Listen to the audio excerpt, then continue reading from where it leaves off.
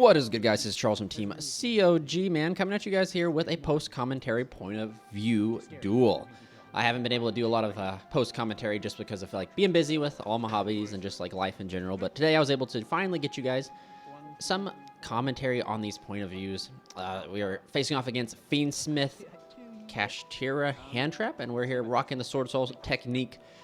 Just because like the new support's coming, so I want to familiarize myself with the deck, and I will probably play SwordSoul moving forward until we get like to the Dragon Rulers, because I want to play the Dragon Rulers in the next set. But we see Moye reveal Taya, Imperm chain the Heavenly Circle, which is like one of the best ways to dodge Imperm. But he's going to Ash this here, but conveniently we don't go, we kind of go unpunished here because we opened Shithana, and that was what we were going to get anyway. Even if this was Shithana or if it was, you know, Ashuna, like we'd still be in the same scenario, I guess. But anyway, we're able to sync her off here into a YuGiOh. YuGiOh is going to allow us to get that search, which looks like I probably will go for just a simple Long John Silvers, maybe.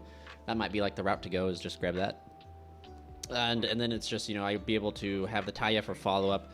I have learned, like, playing this deck, like, I've gotten a lot better since, like, the first point of view round I did with it. And just for some people out there who are probably wondering, when I'm not playing and it's like a difference in my Ben and Sebastian playing, it's because someone does want to be on camera, and Sebastian's player is okay with being on camera. So we just pass the hat over so that way that some content's being recorded for sure. But I think we go for YuGiOh, or not YuGiOh, Long John. YuGiOh goes for Long John Silvers. We could go for Blackout, but I don't think Blackout, I mean, like, Blackout's decent, but I think Long John, we get like the same amount of disruptions, right? It's just Blackout has to be 2 cards at once, and we lose our monster, whereas like we go for Long John, and then like we can either make the evil Long John or make the Grandmaster and Chen Ying. But I think, yeah, it's correct to go for Long Wan here, just so we can discard, and then we have the ability to like follow up like the next turn. But we're gonna go and activate Long Wan, pitching the extra Moe we had. We opened like a lot of normal summons, which I feel like if you guys don't know, like maybe like you guys played this deck when it was like the deck, you know, and it just feels like it was way better than what it is now. But we go ahead and make the evil Long Wan, burn him for 12, ensuring that we do not lose in time at the beginning of this round. He goes ahead and draws for turn. He has Ashen, so technically this like played through Ashen Imperm, and I think we're jokingly talking that he ended up drawing Nib for his 6th card, which Nib completely cooks this deck. And I'm not too sure that the new Tinny stuff out of Pseudo is like gonna like help fix the Nib problem, but I know it helps fix like the Imperm or Effect Veiler on Moye problem. But he goes ahead and activates the field spell. I'm gonna head and respond with Evil Long Wan just to go ahead and banish it, just to go ahead and burn him for another 12 and prevent that from resolving. But he special summons out Fenrir, so it just pretty much means he had it. So Fenrir's an interesting board checker here, but like not really. I have the YuGiOh to answer it, or I have the Long John Silver to answer it if he decides to use the effect on it. Arguably it'd be smarter for me to use the YuGiOh here, just because it would prevent him. So if a YuGiOh banishes, it opens him up to special summon another one.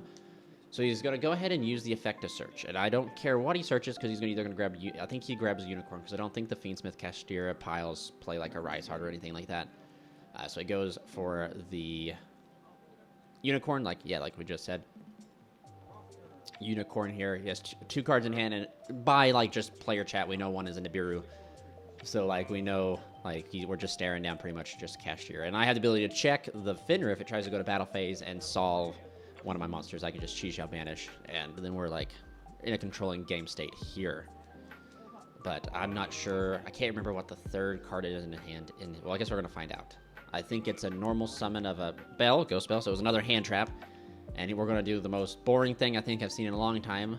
2 monsters go right into Closed Moon, but we're gonna use the evil Long Wan to go ahead and banish that, preventing them from going into his Fiendsmith stuff. Special summons out the Unicorn.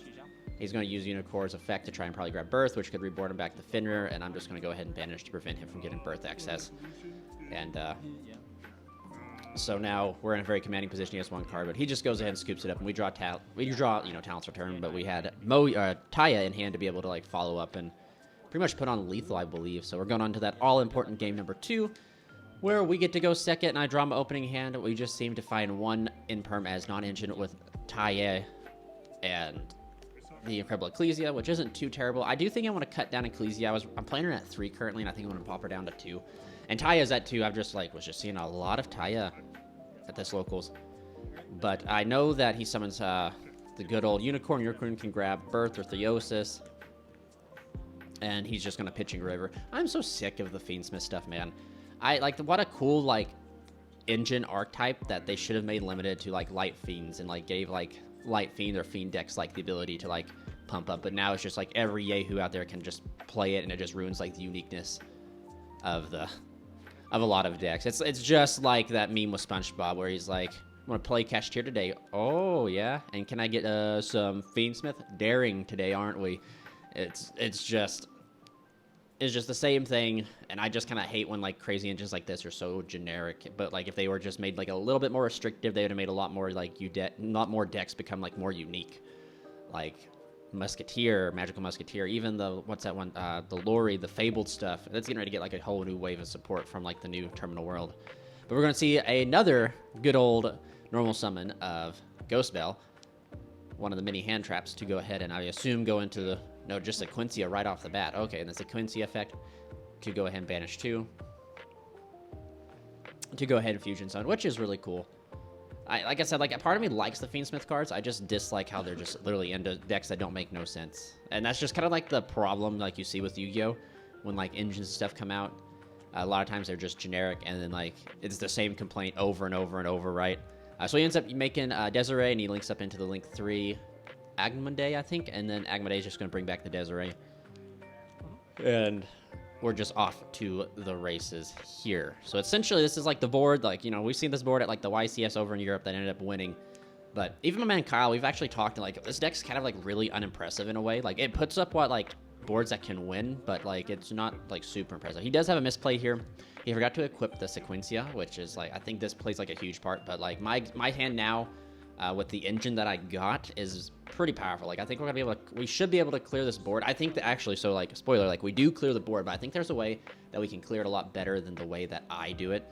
I think I should have special summoned out the Ecclesia and used the, well, no. Yeah, I could have done, I could have specialed the Ashina, then special summoned out the Ecclesia. I should have done that to get the Ecclesia out of my hand, because I think I mess up and I ruin like the number of monsters that I have. And right here, we're just asking because we're trying to just verify they activate. They don't just special summon. They have to activate in hand. They're an effect that special summons if you control no monsters or no effect monsters. On resolution, he chains Unicorn to go ahead and look at my extra deck. He was going to go for a Monk, but I play 3 of the Monks in there. I don't know if that's correct. Maybe when the new support comes out, that'll change with the new Synchro and the possibility of playing the new Link 4.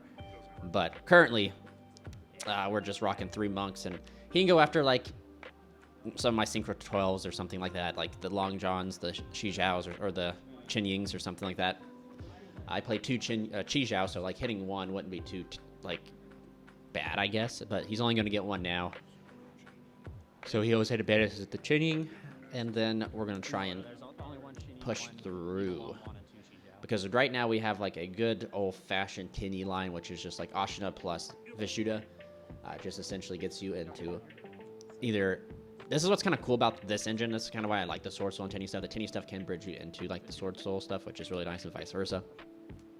So we go here. We end up special. So always remember to special summon the name first, because you have to control... in order to special summon, you have to control no monsters or only non-effect monsters. So we go ahead and get the Vishuddha out of our hands before we get in an awkward place where we're stuck. We summon out the Adhara. And because he didn't equip Sequencia here, like, we're going to kind of force this Desiree, like, right off the bat, which is pretty nice. I think, I don't know, man. Like, it's just all this, the Fiendsmith stuff is just so resilient, too. Like, I don't know, like, if there's any way we could beat, because he has, like, Fiendsmith stuff set up in the graveyard. But we go ahead and we go into Baxia. And Baxia is going to be able to spin 2 cards. And this is going to force the Desiree, because if I'm spinning, I'm going to spin... the Desiree and the Unicorn, essentially, and he's like forced to like respond here. But again, like, just highlighting from, if you guys watched like last week's round of SwordSoul, and like when I was playing, like, you guys can, I see a definite improvement a little slightly just in like the gameplay and stuff like that, and the like sequencing and stuff that I have. So that's like what we look for. So he ends up using Sequencia or Desiree to negate, and then I just go ahead and banish the Vishuddha. Since I control a non-effect monster, I'm going to get a bounce. So essentially we had a spin 3 here, which is really nice. So we're just really hard punishing my buddy Kyle here for not using that Sequencia, but like we could have had ways to get rid of it. If that makes sense, like we could have like probably tried to avenue or, you know, not avenue, but tried to like maneuver around this too. So like this is where I kind of, I don't know if you saw me, I was like, I'm looking at the Ecclesia there and I was like, darn, I should have like special the Ecclesia first. And then, or especially Ecclesia when they was like very early. So now like this kind of come back to bite me because that could translate into Moye, which could translate into like another Synchro 8, like such as to Berserker. And then like my inboard here would be like a little bit better. But again, like it is what it is. So I'm just trying to out the board, and I don't know if this is like the correct way to go. I decided to make a second Baxia here to shuffle back the Unicorn. And I'm just thinking if that's what I want to do. Do I really want to normal this or do I want to normal the thing? But I go normal Taya and attempt to use its effect, but it banishes for cost, which means Ghost Spell can't interact with it. At least that's for what we understand. Since it banishes for cost, can't interact with it. So the token happens no matter what, which is crazy. Ghost Spell not too good. I feel like the Ghost Spell has like niche interactions, like with, like especially now knowing that he had Ghost Spell, I should have probably just went YuGiOh, but I decided to go Baxia because I want to get the re-summon back of the Moye, because I'm going to go Chain Link 1 Baxia, Chain Link 2 Taya to dump, and I'm going to dump Moye, and then Baxia will spend these 2 cards. But I mean, like, even though I feel like I maybe kind of butchered this, and I think this was like incorrect sequencing, 100% on my part, because I locked myself into only using Tinny monsters from the extra deck. So like they're using their effects because I have to go like a shaman route. And I do believe like the smarter play was to probably go for YuGiOh, grab, because I had Blackout, grab Long Wand, pitch. Yeah, I see the lines now, but that's like the whole entire point of playing and learning, right? Is that you're supposed to get better and see these lines. I should have definitely just, instead of going for the second Baxia, I should have gone for the YuGiOh add special. Then I had like Baxia, Monk, YuGiOh, and Evil Long Wand attack over the Unicorn, excuse me, not Unicorn. And then we would have been just kind of off to we'd have been in a better spot there for sure. But we're going to go ahead and use Baxia here. I think we go Baxia effect to tribute the Monk to go ahead and try to summon back. And this is a good spot to Ghost Spell, so I'm pretty sure he flings Ghost Spell here. Because we're trying to reborn back the Moye, but we're going to get access to it regardless because of Shaman. But like I said, it's just kind of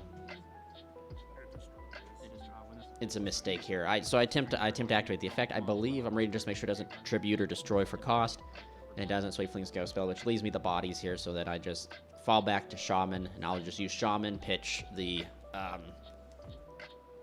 probably pitch the Ecclesia, or maybe I try to keep the Ecclesia because I've been learning that this deck, outside of Taya and like Emergence, like this deck has like a horrible follow-up on a top deck game. So like, because like since Moye requires a Wormed Reveal, it just like means that the best top deck. So we are smart enough. We do keep the Blackout in hand. I thought like maybe we discard Blackout. We keep Blackout, and we're going to reborn Moye reveal, and then we're going to be able to make YuGiOh. And then YuGiOh is going to give us an in-perm negate, and then we have Blackout to be able to pop 2 cards. But like this deck is just so crazy, man. Like not even this deck, just the Fiendsmith stuff is so wild that it just continually applies pressure, that it's just like demanding responses, and just setting up for the next turn is just unparalleled to what a lot of the other decks in the game can do. And it just goes to show like some decks need like this type of like resilience to be able to keep playing.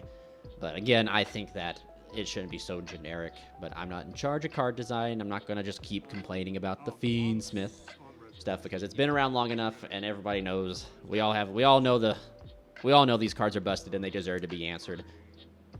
It's just a matter of time of when Konami decides to do it, essentially. Or it might be one of those scenarios where they just like get power crept out, which I think is scary to imagine that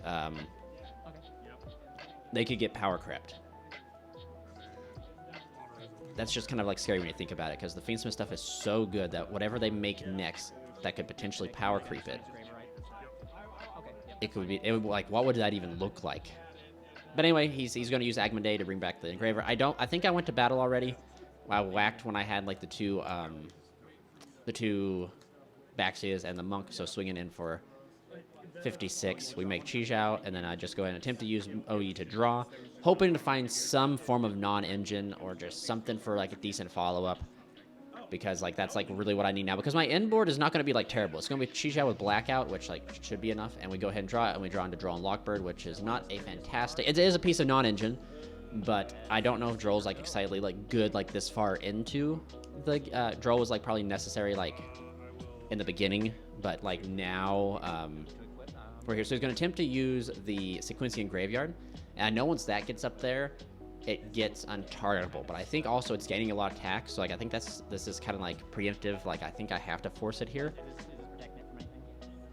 but it just leaves a bad setup, I feel like. So like we're gonna get rid of the Shaman to go ahead and just pop those two, and that makes the Sequencia not be able to do that, but he's just gonna be able to Agmonday again. But then we see I think that's special summon Fenrir. Yep, we see a special summon of Fenrir. And then the Kash tier engine is just going to go. We're going to go ahead and respond here by banishing to go ahead and negate the Fenrir, and this will give us a token because we negate it. We banish Blackout, and now like like he just has to normal summon a card, and then he's back to the old Fiendsmith combo, and that's just what's just kind of upsetting. But on the bright side, at least like able to navigate through Desiree, Fenrir, and stuff like that. Even though like I wish he did equip Sequencia, because like I would have to have navigated through that a lot differently. I think we still could have outed the board, and maybe like having to navigate through like the targeting protection would have allowed me to like see lines and play a little bit more correctly. But him not equipping the Sequencia is good. But he's going to go ahead and use I think the Engraver's effect again, because it was use it last turn, shuffle back, come back, and there's his second body to go right back into Fiendsmith stuff. But he's going to link, I think, into the Fiendsmith Requiem, and then it's just again he's going to summon out the Lacrima. Lacrima's going to dump, and then I don't even know if he asked the Lacrima dump actually, but I mean it wouldn't hurt. But yeah, he's going to Lacrima. I have no response, and it's just the recurability of the deck too.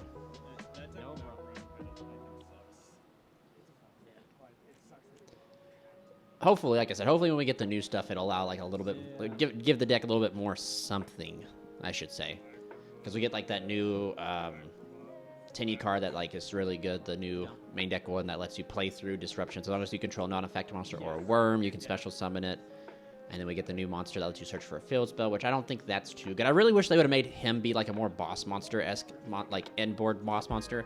Instead, he's just like a combo piece to step up into. But I mean, yeah, he's still cool looking on the same. The field spell is kind of cool because it can grab you like extenders such as like Cycle and Circle, which is really cool. And then it can trade itself out for like Flawless to draw more cards. But like, I don't think this deck list will be playing like enough non-engine to validate the draw 2. You're essentially just drawing 2 to get more 2 free cards. So hopefully, like you can match them engine for engine, which. Not gonna lie, like the SwordSoul and Tinny's engines can do that. Like they're very like fluid, they flow very well together, that sometimes like just seeing the 2 engines together can like be enough. But now we're just sitting and waiting, wondering, I don't know. I think it's pretty plain and simple. We see him just make Desiree again, and it's just like again off to the races.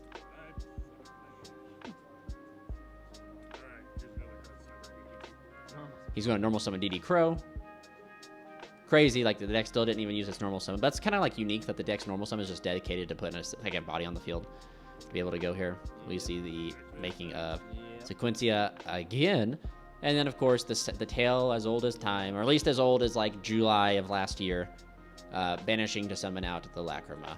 Or just not Lacrima, yeah, summon out Lacrima Burn for game. Summon out the Desiree to be able to like put a huge body on the field and everything. And so again, like I said, same dance all the time. And it's just the recurability is just insane. All the stuff being able to put itself back is like an endless resource loop, which is cool if it was just being used in Light Fiends, but not like just this type of not even want to call it like a garbage, because it's not garbage. It does well, but this like pile, yeah, that's what I was thinking. I was thinking of garbage pile, but like this pile of just good good hand traps, good engine, good stuff. But yep, there we go. We're going to see the equipping. And then he's just trying to equip it there, and I'm just reminding him that he tried it in the beginning to equip. And so he can't use Sequencia again to equip. So technically speaking, if I were to draw something decent, I could like shuffle back the thing. But he's going to go battle phase. He's going to whack over YuGiOh. And then I think Fenrir is going to go over the Baxia because he's by 100. He's stronger by 100. And he leaves me the token, and this is like a huge misplay in this upcoming part on my part. But I don't think there's any way I beat it, actually, to be completely honest with you. So I draw Ashina, which I misread the Blackout, so I can use Ashina from hand. I can banish it from hand because I control non-effect monster, and I can summon out the Chitana, but I totally I forgot completely that the Tinny cards can be used from grave or hand, which is super strong. So I'd be able to get Chitana, but then as soon as like Ashina resolves, like Fenrir can trigger and banish something. So like I think from my perspective here, post like in editing and stuff, like I see it as a misplay, but maybe like during the moment, like I actually saw that there was no point, like no matter what happens, even if I'm going to lose regardless because Fenrir's just going to be able to... I'm reading Fenrir right now, so, like, I'm just going to lose my monster regardless, and I'm stuck with a token. And my buddy Kyle has played SwordSoul slightly, like, in the past. Like, he knows, like, as long as the tokens stay, like, I'm locked into, like, either worms or summoning, like, synchro summoning. But I just don't think there's any way for me out of this. I just don't beat this. And I don't think... Even, like, looking back, maybe if I would have went, like, the correct way into Evil Long Wand or even the Xin Ying route and ended on that instead of, like, the route that I went for with the double Baxia spin, maybe that could have, like, gave me a better outcome. But, like, the Fiendsmith stuff is so resilient. But here we go into game number 3. I draw double Talents. Ashina, cross out, and I think that's Cycle. So, like, we have access to full combo here because the Tinny stuff bridges into the SwordSoul stuff.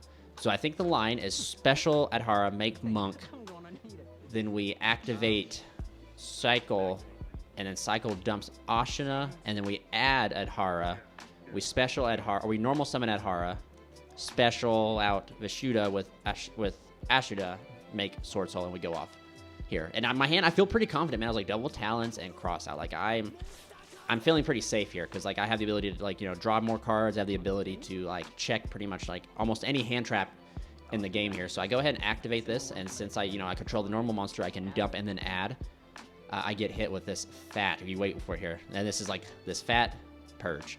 And I do not play Purge as a cross-out target. So, like, literally, the one hand, like, this is, like, so crazy that I lose to this just single Purge, and it's, like, just the perfect hand trap around, like, my entire hand. If it was like Ash Blossom, Talents to draw 2, or cross out the Ash. If it was like just pretty much Ash is the only hand trap. Ash and Purge are the only hand traps that could have interacted with this, and I had the complete answer. So it was a 50-50 shot, right? But right now we just have a Monk staring down literally a Fiendsmith Engraver that resolves because I didn't my hand. So it's not looking good. He's gonna be able to set up a full board here, and there's not really anything I can do.